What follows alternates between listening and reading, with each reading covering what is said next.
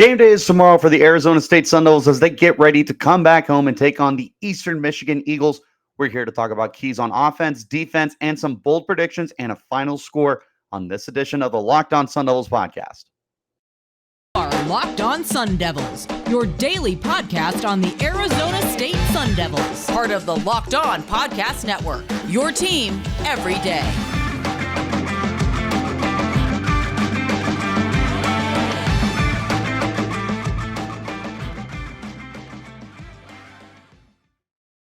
And welcome back. This is the Locked On Sun Devils podcast. My name is Richie Bradshaw. As always, I will be your guide for everything Arizona State Sun Devils. Thank you guys so much for making us your first listen of the day. The Locked On Sun Devils podcast is free and available on all platforms, including YouTube, if you would like to check us out in a visual platform. Of course, wherever you get your podcast, make sure you hit like and subscribe, and also turn on those notifications so you get an update every time we post new content, which is Monday through Friday. Of course, to stay in touch with all the content, follow me on Twitter. You can find me at RichieBrads36 and follow the podcast while you're there as well at LO_Sun Devils and stay in touch with everything going on all the time for the Arizona State Sun Devils. Today's episode is brought to you by BetOnline. BetOnline has you covered this season with more props, odds, and lines than ever before. BetOnline, where the game starts. Heading into today's conversation now, we are looking at a final preview for Arizona State going up against the one and only Eastern Michigan Eagles. Now, the Eagles sit on the year currently as a 1-1 football team. They were able to win their opening game against the Eastern Kentucky somethings. I apologize. I'm not sure what they are off the top of my head. The Colonels, the Colonels. They won 42-34.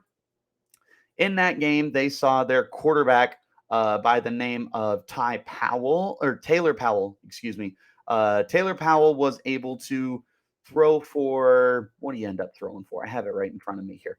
271 yards, 3 touchdowns against just 1 interception with number one wide receiver, Dylan Drummond, catching 4 catches for 62 yards and a couple other guys chipping in as well.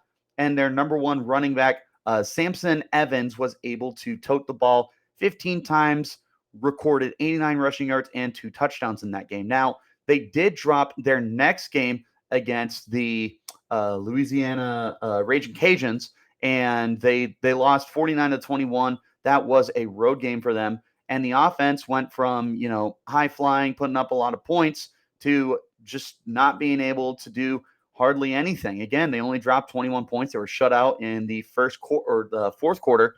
And their team just didn't play well. Taylor Powell ended up completing just over 60% of his passes, but he had 1 touchdown against 3 interceptions. So you flip the script from their first game against Eastern Kentucky, Samson Edmonds went from 89 yards to 19 yards on 19 totes, and Dylan Drummond, goodness gracious, went from his rock solid day to just 2 catches for 10 yards. So through 2 games, this has been a very inconsistent Eastern Michigan offense, which tells me everything I need to know about whether or not I should be nervous or feeling pretty confident going into this game against the Eastern Michigan Eagles. They look good at home. They look terrible on the road, and now they're coming to Tempe for this game. Looking at their team as a whole, again, this is just very inconsistent. Taylor Powell went from 3 touchdowns and 1 pick to 1 pick against 3 touchdowns. Their running back went from 89 yards on 15 touches to 19 on 10. Dylan Drummond went from 4 catches and 62 yards to 2 catches for 10 yards. I mean, it right now, it doesn't seem like they have very much consistency. And obviously, we're only 2 games into college football season, but now they have to go up against Division I competition and Power 5 competition, for that matter, against the Arizona State Sun Devils and a defense that has looked pretty darn good. They only gave up 3 points to NAU at home. And again, we've talked about this all week. Yes, they surrendered 34 points on the road to Oklahoma State, but it was a very deceptive box score. The defense played pretty dang good. I have a feeling that they can do the same thing this week, but we'll get to the defense in the second segment. The first segment, I want to take a look at the offense and what they should be looking to do here against the Eastern Michigan Eagles. Now, looking at this team, we all know they have had absolutely no issues running the football, especially with running back Valladay, who's currently averaging a whopping 6.5 yards a carry, 234 yards on the ground, and 3 touchdowns as well. Backup running back Daniel Ngata has been just as effective with 5.4 yards per carry and 91 yards on the ground. He's yet to get in the end zone. Emory Jones had a really good week 1 rushing performance last week. Didn't do anything because he was just busy getting sacked, but he still has 2 rushing touchdowns on the year as well. They've been able to run the ball as much as they want to against both teams so far this year. With that in mind, the first key to victory here for me is I want to see you mix it up with the running backs. We know what we got with Valladay. I want to see more Daniel Ngata this week. I want to see him get more involved and see what he can and can't handle for the team. If Valladay is getting shut down, are we able to go to running back number 2 with Ngata and still be able to have a solid performance out of him? I think he's capable of it. I think he's more than capable of it. But I want to see the team actually, put this down in writing for him and be able to show off that they can. Tevin White in his first game had a 16-yard carry, and then after that proceeded to have 7 carries for 13 yards. So he's, under 4 yards a carry, and you take away that 16-yard run, and obviously he just has not been able to do hardly anything. I want to see some more Tevin White this week. I want to see some more Charles Hull, and George Hart. I was combining their names. I would love to see Deontay Elliott get on the field, but I feel like he just probably won't be able to get out there unless you're winning by 40 points. Overall, this rushing offense just looks really dynamic. As much as I would love to see Emory Jones take off as well, I'm confident with him the same way I'm confident with Xavavian. I don't need to see a lot out of Emory this week. I don't need to see a lot out of Valladay this week. I want to see more Daniel Ngata, who, while I know is capable, I want to see what he does with a bigger role. We've yet to really see that because his first 2 years at Arizona State, he's been the 3rd running back. And this year, he's the number 2. So I want to see more volume out of Ngata this week. I'd like to see more guys get kind of mixed in as well. The next thing I want to see here is finding some chemistry in the deep passing game. Now, Arizona State just truly hasn't been able to get too much going through the air in these first 2 games. Emory Jones barely had to pass the football in the first game the first game last week. Goodness gracious. I need to just settle in, apparently. He was able to look really solid in his first game of the year, completed 72% of his passes, 0 touchdowns, but he was averaging, what's that end up being? Just about 7 yards per attempt, something like that. And then last week, he dropped down to 50% completion. He had his first touchdown of the year and threw for 223 yards. But we just haven't seen the passing offense really take off yet. I think Emory Jones has done a very solid job hitting outside the hashes and anything over the middle between 5 and 15 yards. I want to start seeing those 20 to 25-yard shots down the field. I think that our guys have shown enough capability to justify some deep shots. Elijah Badger and Giovanni Sanders, especially Sanders, have shown the ability to break the big one and get in the end zone. So I want to see those guys get some deep shots. I want to see Andre Johnson get back involved. He went from a 3-catch, 36-yard game to 0 catches last week. He was just blanked. And that's been the story of Andre Johnson's career so far. I want to see more consistency from him. I want to see all our guys get a little more involved, honestly. But more than anything, I want to see what the deep passing game can do, because I think that there is something there for the team if they're finally able to unlock it. And unfortunately, they got to do it this week, because if they can't figure it out this week, I don't know if you're going to be able to get it going the rest of the season. This is your last week before you get into conference play. And unfortunately, you're kicking off conference play with the Utah Utes coming to Tempe, and that's going to be anything but an easy game for you. So you got to figure out something to truly get all the gears rolling for you in this game. It needs to happen. Last thing I want to talk about here before we hop into our first break for the offense, I've been preaching this all week. I'm going to continue preaching it until we finally see the improvement, is the pass protection. It's just got to get better. Emory Jones has been sacked 4 times this year. That doesn't seem like a lot until you consider the fact that he got sacked 3 times last week against a very good Oklahoma State pass rush, but they also were just consistently dialing in pressure on Emory. It's the reason why he only completed 50% of his passes a week ago. He just wasn't able to get comfortable. He wasn't able to sit down and diagnose this defense, which if he was, it could have carved him up. He looked really good when he was able to get something going. He was averaging almost 20 yards of completion last week, almost 10 yards an attempt last week. He was really, really solid when he had that opportunity. You're hoping that the offensive line can maybe get some confidence going its way. This Eastern Michigan team has just one sack on the year. No, I'm right. They do have one sack on the year coming from Jordan Crawford, who is a senior for them. But he's never been a huge sack artist throughout his career. In fact, if I'm not mistaken, he has that was his first career sack. I was going to say he has less than 5. I am right, but that's his first career sack in his time with Eastern Michigan. So this isn't necessarily a defense that is known for dialing up pressure. So you should be able to not only hold your own, but build that confidence and say, you know what, going into Pac-12 play, we feel a lot better than we did the previous 2 weeks. We feel like we can make amends for what happened against Oklahoma State, and we feel like we're better than we were week 1. We need to be able to see that kind of effort, that kind of hope from this team to be able to generate more consistency and more confidence moving forward. You have to. So this week, I don't want to see you give up any sacks.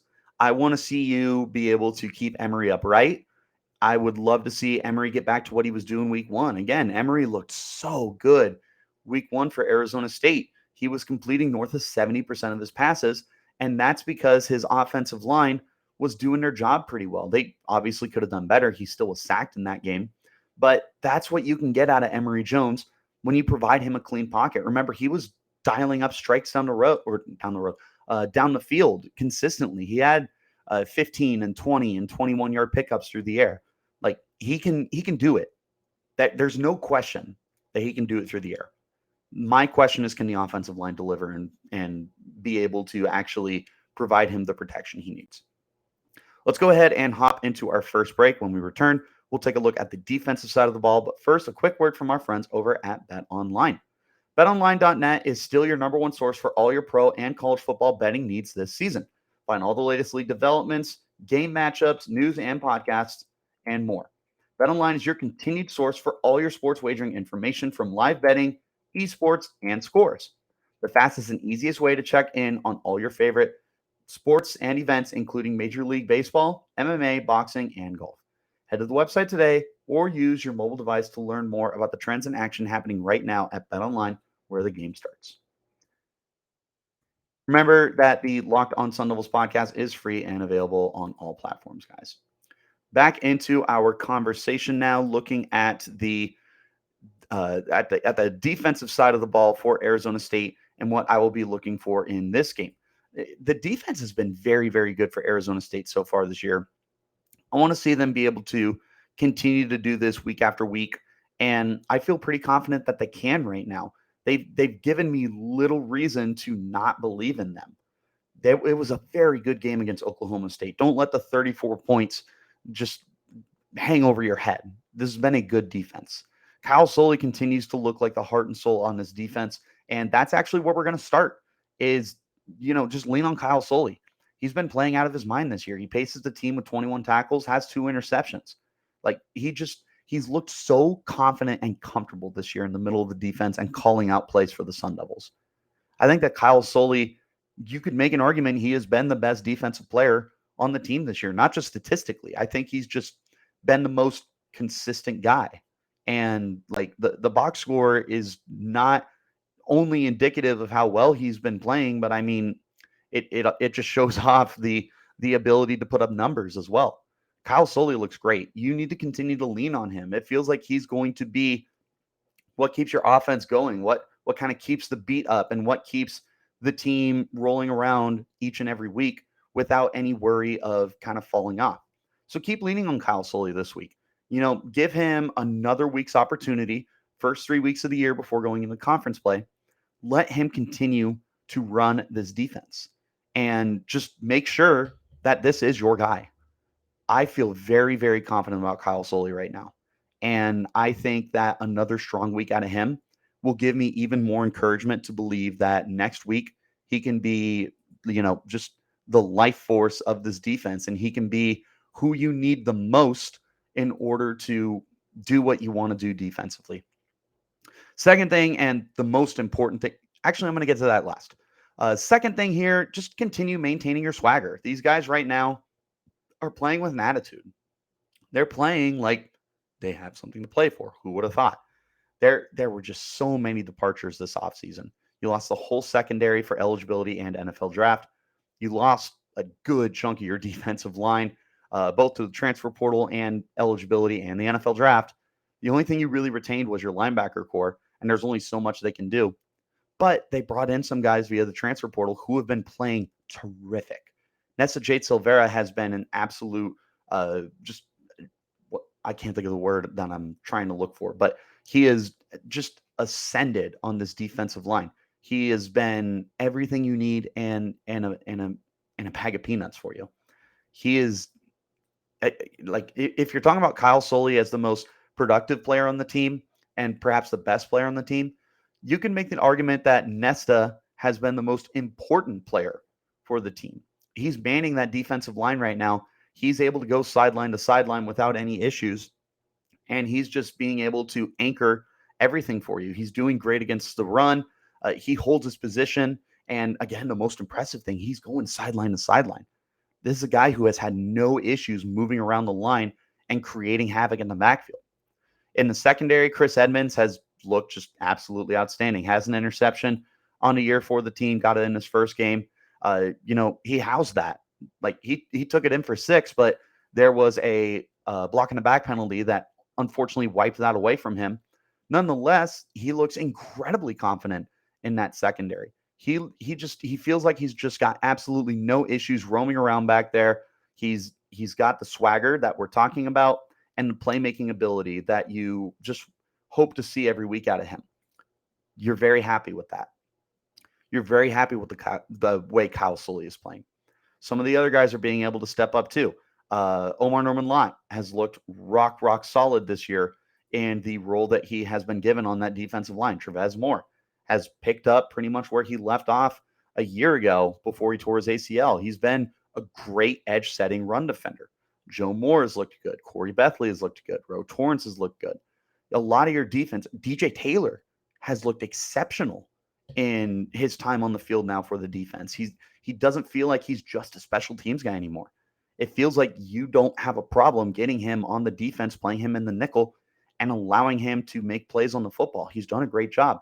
In fact, he was the reason that Chris Edmonds got his interceptions. He tipped that ball up and was allowed Edmonds to just kind of cherry pick it out of the air.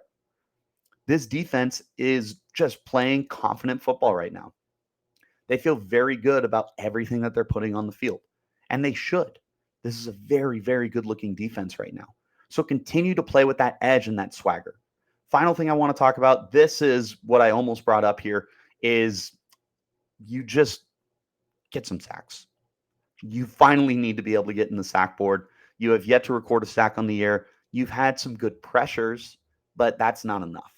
And if you go into conference play with 0 sacks, I am going to be incredibly nervous. I'm not going to lie to you. I will be ridiculously nervous that Arizona State will just be unable to get sacks any given week. I don't know if at that point I can predict you to get 1 sack. Like it needs to change.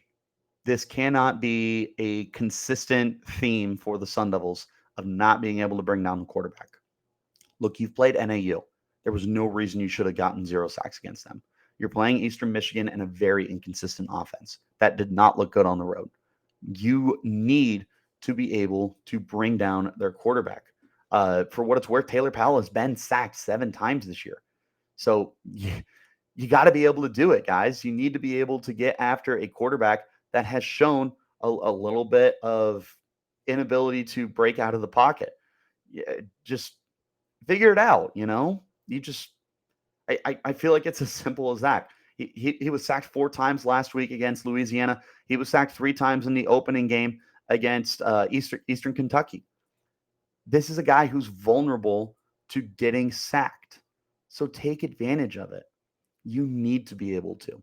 If you can't, I have very large concerns for you moving forward. One more break for us before we head into our bold predictions time. Highlight the guys to watch and a little bit more on this edition of the Locked On Sun Devils podcast. Make sure you guys are staying in touch with everything going on in the Pac-12 Conference of Champions all the time by subscribing to the Locked On Pac-12 podcast hosted by my good friend Spencer McLaughlin. Monday through Friday, get everything you need to know about that Conference of Champions in 30 minutes or less, and sneak peek of me on there as well on Thursdays for the Upset Thursday edition of the podcast. Stop by, check it out, make it your second listen of the day. All right. Breaking down the guy we need to contain this week, there is not one particular guy. I could not find a single individual on this Eastern Michigan team that I feel needs to be highlighted. I feel like if you're going to do one player, it's probably Taylor Powell because he looked great in week 1, but he looked terrible in week 2. Again, he went from 3 touchdowns to 1 pick and 3 touchdowns. This is a guy who clearly is a very inconsistent and borderline like dangerous in a bad way guy for the offense to really be able to generate stuff. But I mean, he does have 588 passing yards. He is completing 65% of his passes. So he's averaging almost 300 passing yards a game. This is probably the guy you need to find a way to settle down. There wasn't really anyone on defense who stuck out to me, so I highlighted Samson, Edmonds, and Dylan Drummond, the running back and the wide receiver, respectively, for this team to keep an eye out on. They've got an only interception on the year by Blake Bogan. We talked about that sack they have earlier by Jordan Crawford. And then their leading tackle artist on the year is Chase Klein with 14, but he's only got 2 solos. 12 of them are assisted, so that's interesting. But yeah, there's just not too much defensively that you're ultimately afraid of. Their kicker, Jesus Gomez, for what it's worth, is 9-9 on his extra points, but he's got a whopping 0 field goal attempts on the year. So he's really only made his money in the extra point department. Not entirely worried about him. Not entirely worried about really anything that Eastern Michigan is putting up against us. Bold predictions now. 2 on offense, 2 on defense. You guys know how this goes. First bold prediction, Emory Jones is going to throw 2 touchdowns. I'm gonna continue to pound this. I feel like at some point Emory Jones needs to take a step forward in the passing numbers that he has. I can only blame the offensive line so much. They deserve some flack. But I mean, Emory has also got to be able to step up past the circumstances. That's part of being the starting franchise quarterback for a college team. He needs to be able to do it. He needs his weapons to be able to step up. He needs the offensive line to step up as well. But he also needs to find a way to make some plays for himself. He was doing a good job last week. He got that 73-yard completion to Gio Sanders. He's had a pretty good connection with Messiah Swinson. Elijah Badger has looked good. But he needs to be able to elevate the guys around him as well. That's part of being a quarterback. You need to make the guys around you better. It's as simple as that. So I need Emory to show me a little more as a passer. I think this is the week to do it. Or again, just like the pass rush, if you aren't able to get anything going in the air, I'm going to have severe concerns about Arizona State heading into conference play. Next thing, I'm sticking with the passing game. I'm going to say this is the first game of the year that Arizona State has a 100-yard receiver. Although the more I think about it, I feel like that's incorrect. No, maybe not. Gio Sanders didn't have it last week. I don't think Elijah Badger had it either. No, they were both in the 90s. So yeah, I feel like this is the week that you get a 100-yard receiver. I am not deciding who it's going to be because just no one guy has shown the consistency week to week to be that person. I feel like if it is someone, it's probably Elijah Badger, who's got the team lead in receptions, yards, and for what it's worth, he's got the only touchdown. So he's got the triple crown on the team. But yeah, because I feel like Andre Johnson is capable of blowing up. I feel like Brian Thompson eventually has to do something. I'm still huge on Cam Johnson. I'm not apologizing for that. Charles Hall could also be a guy who can go off. We're still waiting for these running backs to get involved. You have you had the one catch from Daniel Ngata that went for 0 yards. Xavavian Valladay has yet to get a reception. He's going to get involved at some point. I'm not worried about that. But I want to see a receiver finally crack the century mark.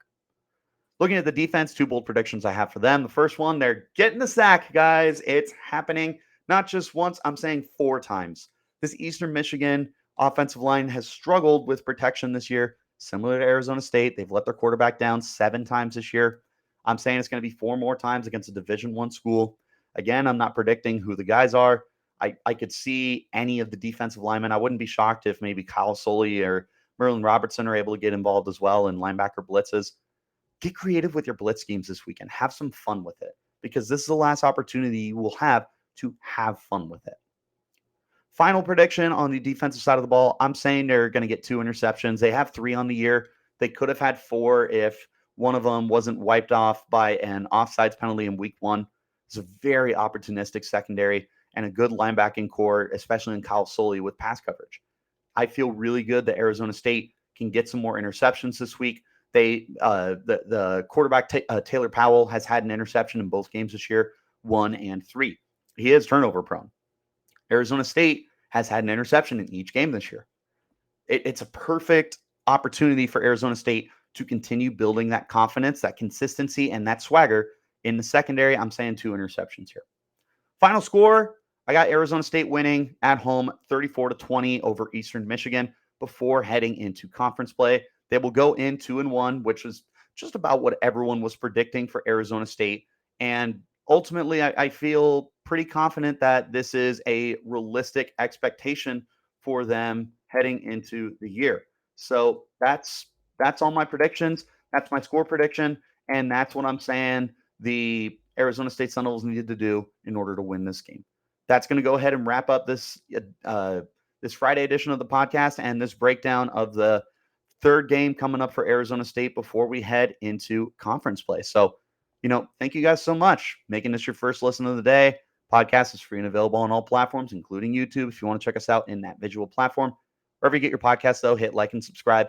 Turn on those notifications to get an update every time we post new content, which is Monday through Friday.